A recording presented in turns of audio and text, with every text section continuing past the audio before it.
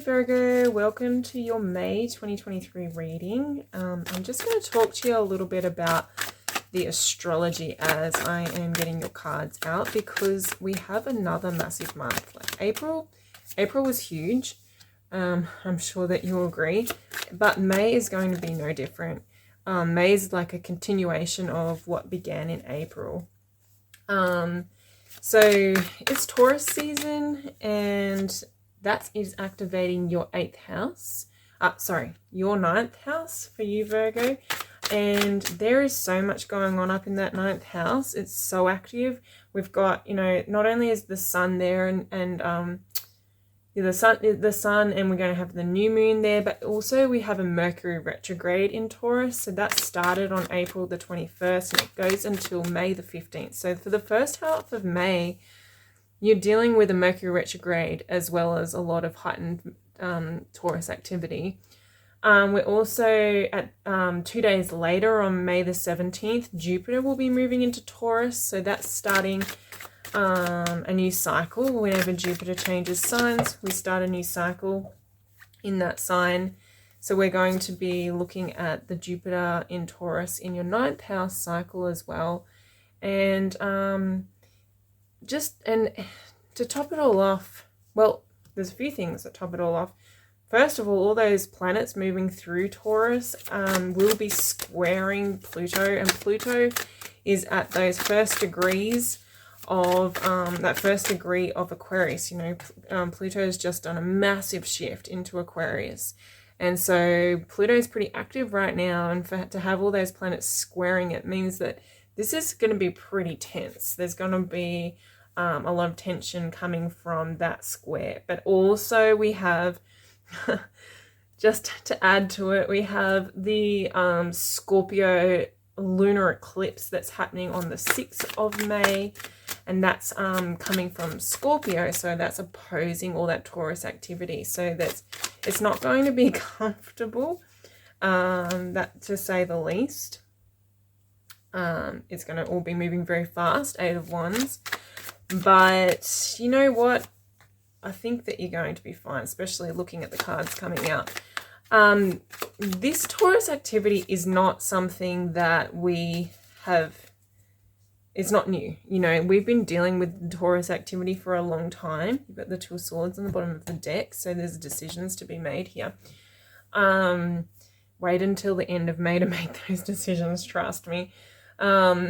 We'll get out of the retrograde and out of the eclipse energy out of the lunar eclipse energy before you make any decisions. But yeah, you're going to be forced into some pretty strong decisions. Look, you've got the King of Swords. You're in a great place to do that. Just before I dive into the cards though, I will just say that yes, this energy, you've been dealing with it for a while. We've had Uranus in Taurus since 2018, and we've had the North Node there. So this isn't new. And we've also had these eclipses. This eclipse cycle has been going since November 2021. So yeah, so this is really what's happening is it's like a climax in that story, and this isn't going to end it either, because Uranus is going to stay there. Jupiter's about to move into it. So this is like a climactic, imagine like a movie, and it's like a climactic moment in that movie, and then like it's going to add more to the storyline and more layers, and there's more characters coming in, and then it will continue on. So this is just like a really heightened, potent time in that Taurus energy, right? In that 9th house activation energy that you've got happening all of this month. So let's start with the card that you're coming in here with, and you're coming in with the King of Swords. That's a brilliant energy to have, and I really do think that this is thanks to the Mercury retrograde, because Mercury, right, is your ruling planet. Sure, you already know that. And so whenever it's retrograde, you really handle retrogrades fairly well. I mean, other people feel like it's chaotic. It's and I'm sure for some Virgos it is chaotic. And there's miscommunications, but I don't see that happening for you. I think this has been a really great time for communication for you. It's a great time to get your head straight. is a great time to get your head and your heart working together, High Priestess. I think that with that happening in that ninth house, the ninth house activation, you're really looking at your own beliefs. You're looking at the way you view the world. You're looking at how you're like your perspective, right? So this is about a perspective shift. And I think that if you were to look back over your life since 2018, you'd notice that you've had a huge perspective shift.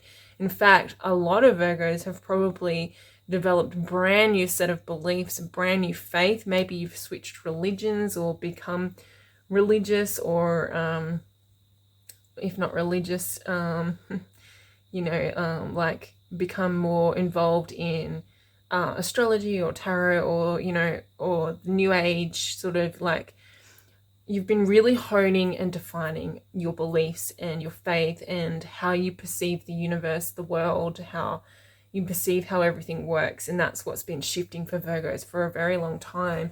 And so this Mercury retrograde is a really great time to internalize all of that, to sort of cement that all in, because you are looking at the world from such an awesome perspective, right? This King of Swords, your perspective is on point. And that's creating all of this. This energy is so beautiful, Virgo. I'm so excited for you. Like there isn't a single negative card in this whole spread. Like there's nothing, like it's so incredible. So, and that's come from this perspective shift, this paradigm. It's like you've had a paradigm shift that and it's time. It's like the climax, like I was talking about, of this storyline is that it's time for you to see, like really see the effects of having that new mental focus, so maybe it's if you've shifted a lot of limiting beliefs recently. I don't know, a lot of Virgos have shifted a lot of their limiting beliefs and have shifted out of some really toxic thought habits and all of that sort of stuff, and now they're operating from a way more expanded King of Swords, expanded mindset, expanded view.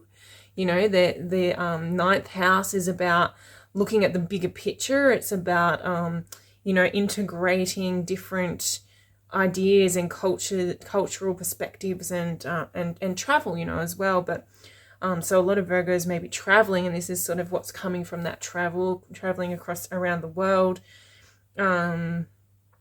You have had like an eye-opening, mind-opening experience, and now you're seeing the benefits, this eclipse. So again, like I said, this eclipse is one of the final eclipses in this cycle that's been happening between Scorpio and Taurus since the end of 2021. So every time we've had one of those eclipses, something's shifted your focus, shifted your beliefs, or shifted your mindset or your mentality. And this is another one of those months where you'll have this paradigm shift, and you're getting to see just how amazing life can be with a new perspective.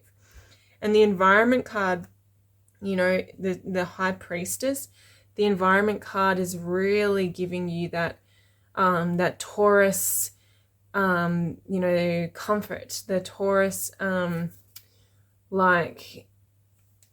ability to, like the comfortable ability to sink into your inner world, your inner realm, and to utilize those skills. We'll get some clarifying cards for the High Priestess. But let's have a look. So the energy is moving fast. So again, like even though you've got that retrograde at the beginning of the month, the eclipse energy is going to be speeding things up anyway. Jupiter moving in, that's going to speed things up. So even though your ruling planet's in retrograde, things are moving really fast, and I think it's from the momentum that you've been building with your thought habits. It's just been building and building, and it's like skyrocketing forward, and you're inspired. You're really inspired from seeing what you're capable of, seeing what the potential is, that inspiration now. So you're getting inspired from your inner being, from your alignment. It's got a lot of momentum, and then you're taking that inspired action, Nine of Wands, towards a goal. Now this definitely could be, I'm feeling like something physical, career, money. Taurus is money, you know, even in the 9th house. It's how we earn money. It's how we find comfort in our lives, in our world. And we have just had all that energy go through the 8th house, which was about money as well. And it's like, okay, so you've had maybe a lot of changes in your finances recently with Jupiter there, and we've just had Aries season, and yeah, so you've had all that shift, you've had all that energy in the 8th house. Now it's moved into the 9th house. But so when it's like when things move out of a house, that's when it can start to evolve. You know, it's almost like the watch pot never boils kind of mentality. Is like, if the pot, while you're watching it, while everything's honed in on that house, is laying the groundwork, but it doesn't seem to ever move forward because you're watching it. And then as soon as it moves into the next house, into the 9th house, it's like, oh, then you're not looking at it properly, or you're like, it's out of focus, and so it can all just happen. So I'm seeing a lot of finances with the 2 of coins, the 10 of coins, the king of coins, you know, finances shifting. And it's happening in a very inspired way. It's happening in a way that is aligned with your values, with your faith, with your beliefs, you know, with your mindset, your mentality. And it's moving forward. Like, your financial situation is improving. Yeah, so we got the 2 of coins followed by the 10 of coins. You know, the 10 of coins being everything you could ever want. You know, all of the riches, the wealth, the family, the home, the career, the work, the legacy, the children, the animals, the pets, you know, whatever it is that creates a sense of satisfaction and success and achievement, you know, anything you're trying to achieve. Look at that. It's moving towards you so quickly. And if you look here with the 9 of Cups too, underneath it, it's like, it's all your hopes, dreams and wishes all being fulfilled. I think May will be a month when things will just click into place for you, particularly around Jupiter shifting. So around the end of May, when Jupiter shifts and you have that eclipse. Oh, so you have the new moon on the 20th of May in Taurus. You know, I feel like that will be the time when the energy will start to shift, and you'll start to see real tangible results of this all coming into place for you, Virgo. Yeah, and this is, you know, with the Temperance card, it's all harmony, it's all balance, it's all like this flow between the physical and the non-physical.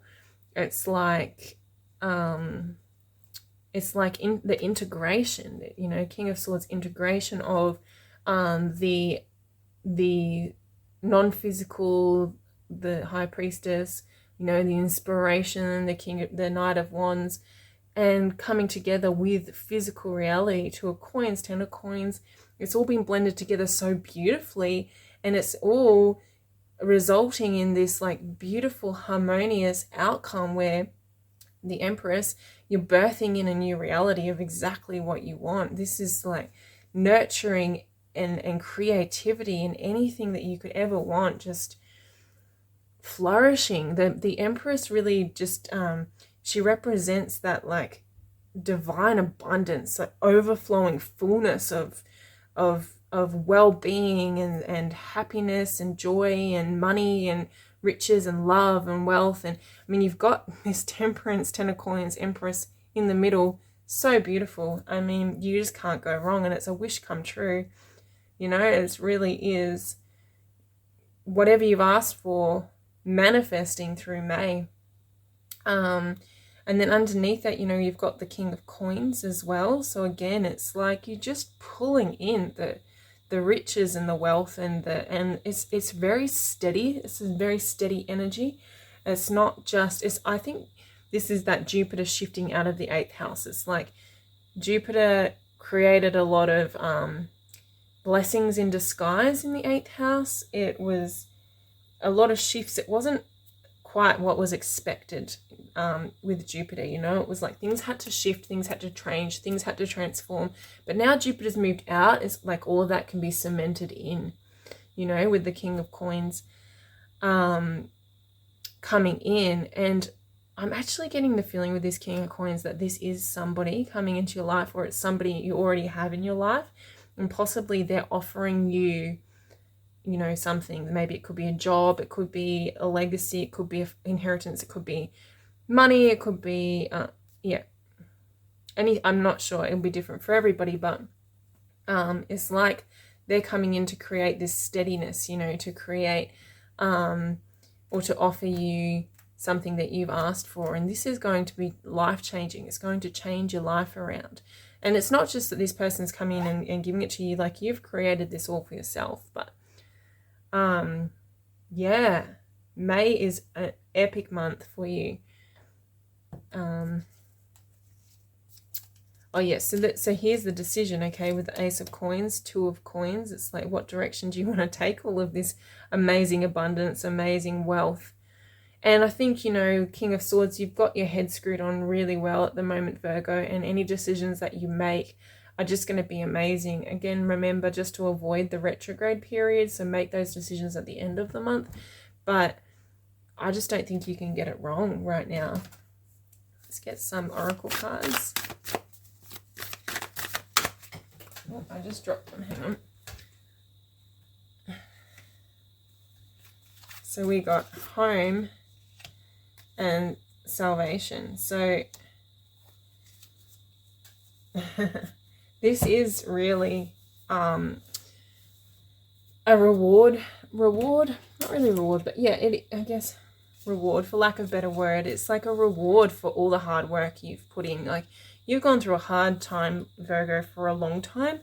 It hasn't been easy with Saturn in the 6th house, Mars retrograde in the 10th house. You know, we had Pluto in the 5th house. It's like, it's just been a really hard time, but all of that has been for a reason. And, you know, with that Uranus in the 9th house sitting there just like chipping away at changing and revolutionizing your thinking and your beliefs and your foundations, now's the time that you get to reap the benefits of all of that. With the home card here, you know, this 10 of Coins, King of Coins energy, it could be a new home. Could literally be like buying a house, buying the house that you've always dreamed of. Maybe you've been working towards that. Maybe a house is given to you. Maybe you inherit a house. You know, it could be tending to your home, and that being a salvation, you know. And really, May is going to be the month where things really turn around properly. We have laughter. Yes, I see you doing a lot of laughter in May. Who wouldn't be laughing? Just pure joy with this reading. And we have determination. Beautiful. Yeah. See, that's this King of Swords, Knight of Wands energy, where you inspired, you're passionate, you're determined. Okay, let's clarify the King of Swords. We've got the Five of Swords.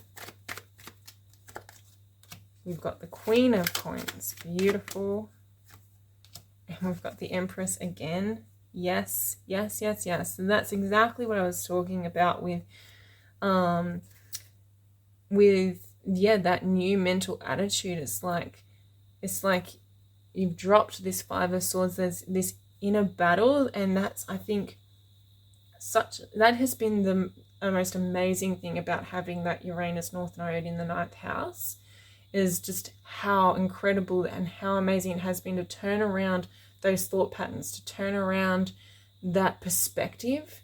And it's turned you around into someone who really truly believes in your own worth, in your own comfort, in your own ability to create abundance for yourself. It's like you finally understand abundance properly and how it works and how universal flow works, and understanding that there's never a limitation, there's never not enough. And You're never not enough, and that doesn't exist in the realm of spirit. And it's like you've known that for a long time, but now you're finally embodying that. It's like you've integrated that knowledge, and now you're walking embodiment of what that means. And that's why this is all flowing into you, because you're actually feeling it on an energetic vibrational level rather than just being consciously aware of it. Let's clarify the High Priestess in the environment. We've got the Eight of Swords, the Ten of Coins, and the Page of Wands. Yeah, so this is really about feeling into, like, the opportunities you're getting in the environment is about feeling into that abundant energy and removing any of the last little pieces, you know. And I think they'll just be blasted away with the solar eclipse, and then and also what you've been working on with Mercury retrograde. Just those last little bits that you're still holding on to, that's still keeping you sort of stuck in that mentality, that is sort of blocking that Ten of Coins from coming through, you know, from that the Page of Wands really bringing that Ten of Coins through. The environment is just giving you that last, not test, I don't want to say test, but last little opportunity to practice removing, you know, cleaning up any debris that's left of that old toxic thought patterns. I just want to clarify the Temperance. Let's clarify the Temperance card. And we have, oh, beautiful, we have the Seven of Wands, the World, and the Sun. More major arcana. Yeah, so this is, again, you've just come to this threshold, you're walking across it, and because you've been authentic, you know, this is the real you, Virgo. This is who you're really meant to be. This is who you were born to be. And like I've said, you're just clearing the last debris of that mask that you were wearing. And yeah, I just think the next 2 years for you is going to be incredible. And we've got, you know, we've got Saturn in the 7th house, Pluto's moving into the 6th, we've got Jupiter now in the 9th. It's like all these portals that we're stepping through, that we've stepped through recently, there's just, it's like you're ending one you're ending one chapter and you're moving into the next, and you're so ready for it, and it's so aligned with your true self and your true soul, and it's something to be really excited about. There's a lot of hope and optimism coming through. Like, there's not a single negative card in this whole reading. It's so amazing. May is going to be a spectacular month for you, Virgo. Let's get some cards to look at. How is the universe mirroring you right now? How is the universe mirroring Virgo right now? Oh, here we go. We've got spiritual truth. Yeah, this is exactly what I was just talking about with these cards here. And the Temperance card is that you're walking your truth and you're stepping into your own power of who you really truly are, which a lot of us, you know, you can hear that, but you don't really understand what that means most of the time. But it's like you really understand it now. Dream work, okay? Dream work. So with the Mercury retrograde, have a think about what comes through in your dream state. So again, that's the first 2 weeks of May. It can really take into account what's coming through your dreams, and know that your dreams are not a manifestation of what is to come, but they're a manifestation of what you're aligning with. And so if you don't like it, you can change. You don't have to live out your dreams, but also consider what you are daydreaming about as well, because daydreams do manifest your reality, and they tell you, they have a lot of information, a wealth of information about what you want and where you want to take your energy and what you're trying to create. And you also got knowing, which is exactly what I'm talking about with the King of Swords here.